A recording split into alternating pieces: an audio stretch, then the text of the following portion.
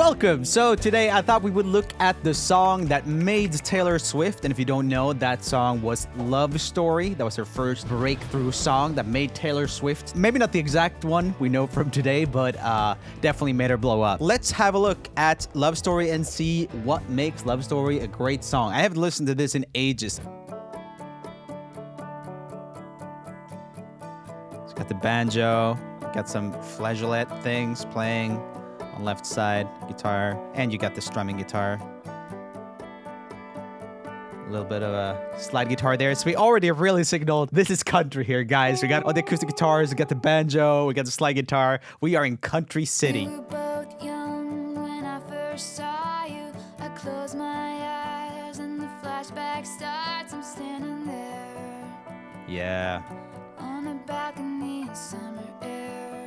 I mean, she's such a great writer. I think already at this point in time, like on a balcony in summer air, it's nice. Like it's painting. She's painting with words here. She's got a couple quirks to her voice back then that I don't think she does anymore. So for example, on the start, My eyes and the flashback starts. it's got like a little bit of that like country pushing the tongue back in the throat, like similar to Rascal Flatts, Gary LaVox, who's the lead singer. You know, even like Shakira, it's like 35% towards Shakira, right? Which is more like the Kermit thing on starts. It's like start, It's got a little bit of that to it. First saw you, I close my Opens up the throat. eyes and the flashback starts. I'm standing there, on a balcony in summer air. That airy tone, it's so nice.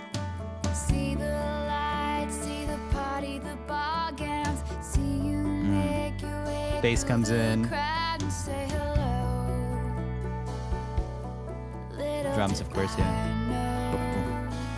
Okay, electric guitar. We got so many instruments already. It feels so sparse. It doesn't feel like a lot is happening, but you have like all these layers. You have at least 2 acoustic guitars, banjo, slide guitar, electric guitar, bass, drums, and vocals. It's so clean still because they just kind of come in and out, you know?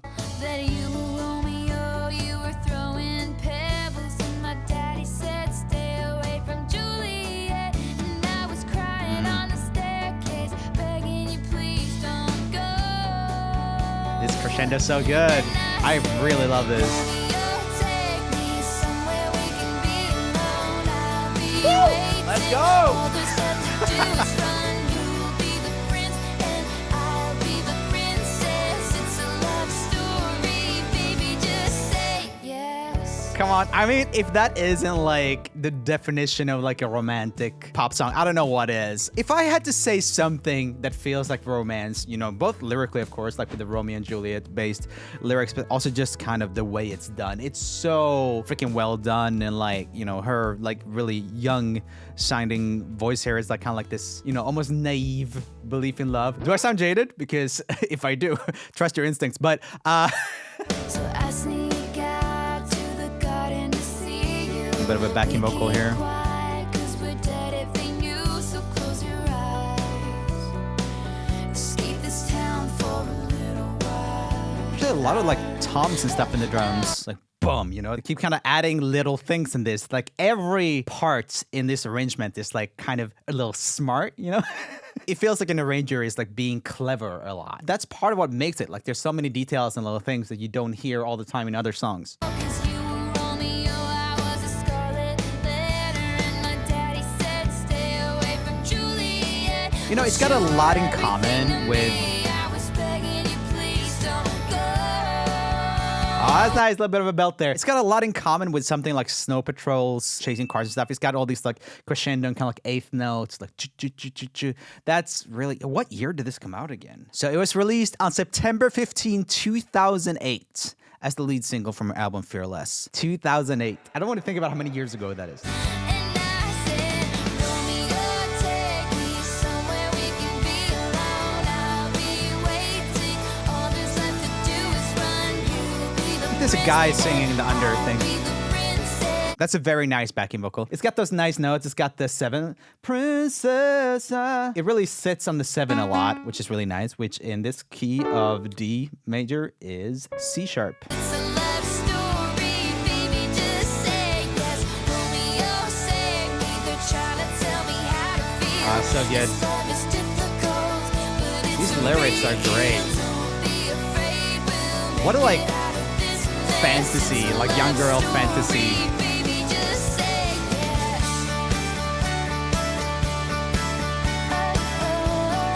It's funny because there's not really a lot of loud guitars, the distortion or anything like that, right? But like because of that, when they kind of just amp it up a little bit here and like the bass drum starts going 4 on the floor and everything, it really feels like it lifts. It lifts similarly to like how, you know, in a rock dynamic type song, it'd be like, psh, they would go really hard and like the crashes and like bah, bah, bah, bah, bah, on these like power chord guitars. But really there's not that much going on. But because of the really smart dynamic build they've been doing, it feels really big.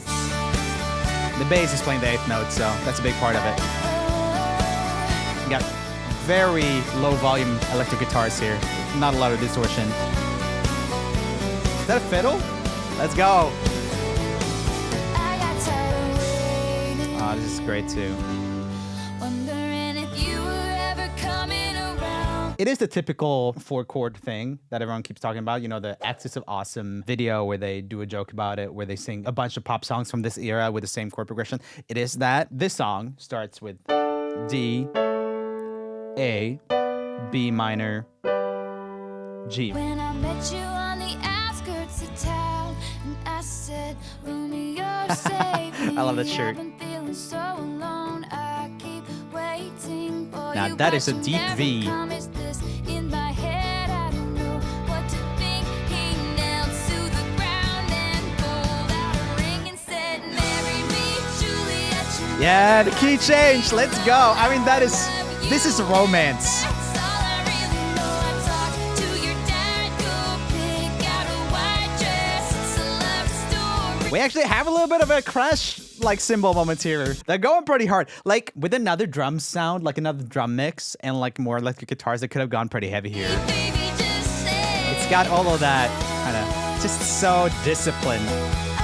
Does he look like Joe Jonas to you guys? Like a more, I don't know, standard model looking Joe Jonas. we were both young when I first saw you. That is the perfect like romance pop country song. There's no notes. So let's dive into it a little bit more. So 12 years ago, Taylor Swift did a Vivo certified commentary. My parents didn't like a guy that I liked, and they didn't approve of it, and I was really mad at that, and I wrote this song, and I came out and I played it for him, and it ended up being like my first #1 worldwide hit. They really stretch this out in this. Starts out, we're in college, I see him and I flashback. I know you from somewhere. Oh, it's 'cause 300 years ago we met in a different life. Cool. And then I'm standing on a balcony in the castle. This is actually a castle in Nashville. It's so interesting to get to see Taylor talk about the music video like this. I feel like no artist would do this anymore. This is so early internet. Like she's doing it like a reaction video to her own music video. And like, of course she knows a lot about it because she was in it. So He's walking up. My friends are like, look, and I'm like, oh, hey, how's it going? And he's like, great. And I'm like, hi.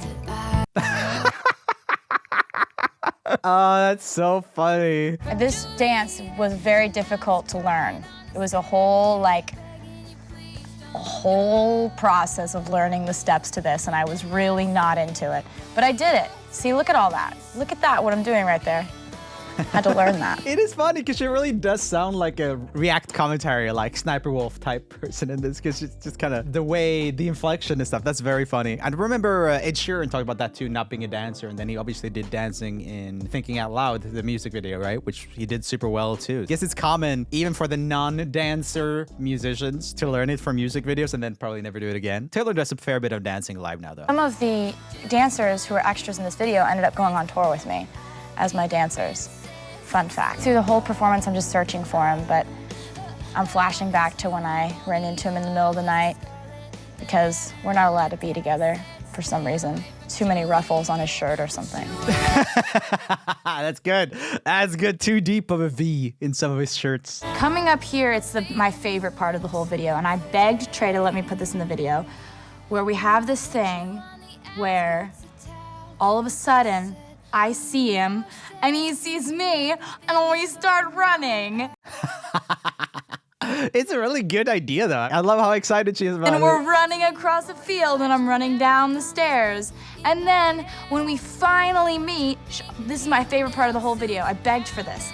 Okay, running, and then camera pans around us, pan around us like that, pans around us. Because that's how I picture every beautiful moment, like a camera is panning around you like this. See what I'm saying? And they're not even kissing. Come on, guys. It was a really quick song to write, and for something that only took that long, like 25 minutes to write, it ended up changing my life in a huge way. That's awesome. Sometimes that just happens. You hear that a lot. You can, work on songs forever and like, ooh, what isn't working right? But sometimes, almost like if you work really hard on a song, maybe the core idea isn't that good to begin with. Sometimes that's true. And sometimes when you write fast, you will write really generic stuff. I would say that this is like, a very pure, very, very good version of what this type of song can be, I'm thinking of other kind of country pop things. There's a song by Colby Coyote called Falling For You that I think has a similar kind of like vibe. It's a little bit later, I think maybe a couple years later. Also really, really good. That is a great track too. By the way, welcome back to another video. I'm Joel from Rumi Official. I hope you're enjoying these deep dives. It's something I've been enjoying doing recently. And yeah, I hope you're doing good. I'll be making a breakdown of You Belong With Me over on Patreon if you want to check that out as well. Anyway, this is a song that made Taylor Swift Love Story her first breakout hit. It's nuts. So one of the reasons why this song blew up and like this whole country pop thing blew up was that there already were artists that kind of laid the groundwork for this. So you had Shania Twain and Faith Hill who were instrumental in this crossover success. So Taylor was kind of following their lead and really, blowing up bigger than they were, but that's usually how it goes. And American Idol, stuff like that, kind of exposed country to bigger audiences. You had Carrie Underwood winning on American Idol in 2005, and she transitioned after that into a very successful country music career. Okay, so here we have the music producer of the song, Nathan Chapman. Let's have a listen. Sometimes when you work with an artist, it's just for one album or one song or a group of songs. And then other times you work with an artist over a longer period of time. A good example for me is the work that I did with Taylor Swift. We actually talked about this guy in the video on Tipsy, the song Tipsy, that's big country crossover song now. They were using samples that this guy has made and put on Splice, which is this place you can download royalty-free samples. I worked on the first album, the second album, the third album. I did half of the fourth album and had one track on the fifth album. There was a lot of growth, a lot of evolution for her and for me. And, we came up together. So I was learning and growing and she was learning and growing. And there was a lot of time where we were really in sync.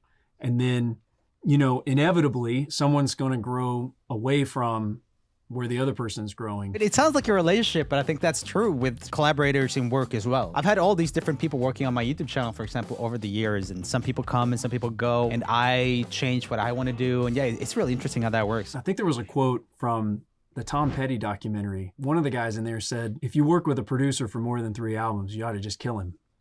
Or something like that. But it basically said that there needs to be, an ending point to a creative relationship. Mm-hmm. It's just healthy. It's healthy for everybody. And if you haven't hit that ending point yet, it'll keep you on your toes. It'll keep you working hard. It'll keep you focused on what you're doing. And you won't get lazy just thinking, well, I'm going to make records with this person forever. So I can just kind of do whatever. Yeah, that makes a lot of sense. That's cool. But it's got to be difficult too. That's got to be like a breakup where, your ex goes on to just become like on all the billboards or whatever. And you're still like, oh yeah, I remember I helped her. I'm sure he's doing fine. Okay, guys, I got to admit, I was pretty wrong about the chords on this song. It is very varied and there's a lot. So I just made an overview of all the chords in this song and I color coded differently whenever anything is differently. So you can see there's not really that much repetition. So basically you have the intro, which is this super typical, but then the verse is actually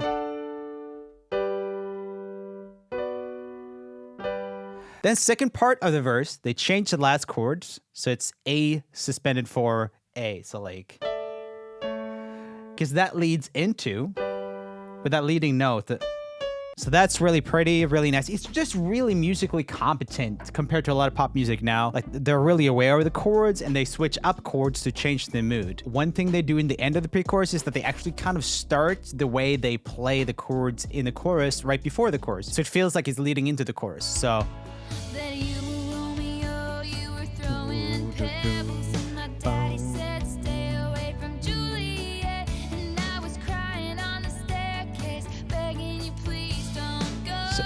So we're changing da da da da da da da da. So it just leads in really well. We do have the chorus, then we have the additional chorus, Then we have a little instrumental part right here, kind of like a post-chorus type thing, which is very uncommon nowadays. You don't usually have like what I would consider almost like dead space.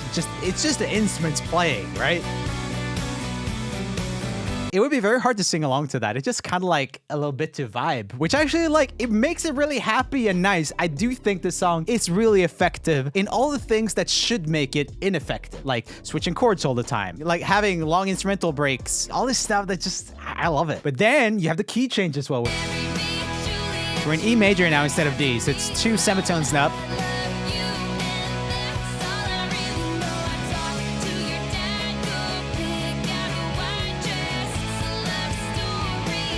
I love that there's a happy ending too, to that tragic source material. But there you have the oh again. And there you have an extra thing, so that actually is catchier to me. And here, usually if they would have followed the chords, they would have gone A and but they just stay on this. I actually really like that too. It's very indicative of the era. They really love to just hammer the subdominant, which the A is in E. But yeah, let's have a listen to this vocal. She's a better singer now, obviously, because she's been practicing more, but like there's something really charming about this vocal, I think. Marry me, Juliet, you never have to be alone. I love be alone. Never have to be alone. I love you, and that's all I really know. I talked to your dad, go pick out a white dress. It's a love story, baby, just say yes. Nice. Love that. They're great, romantic, like young girl lyrics. It definitely struck a chord. I think we all have that teenage girl in us, right? Right? I definitely have it. Anyway, guys, I hope you enjoyed this deep dive on Taylor Swift. I'm gonna be doing a breakdown of You Belong With Me, which is my favorite Taylor Swift song from this kind of like country pop era, on my Patreon as well. If you want to check that out, click here for another breakdown. And yeah, Happy New Year to everybody, especially you, Brent.